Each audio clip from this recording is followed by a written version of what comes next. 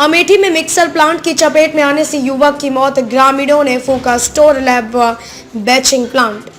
जिले के बाजार शुकुल थाना क्षेत्र के गांव भटमऊ में पूर्वांचल एक्सप्रेसवे फेज 2 का बैचिंग प्लांट, लैब व स्टोर बना हुआ है। एक्सप्रेसवे के निर्माण में लगे मिक्सर ट्रक की चपेट में आने से गुरुवार सुबह 8 बजे के करीब एक किसान की मौत हो गई।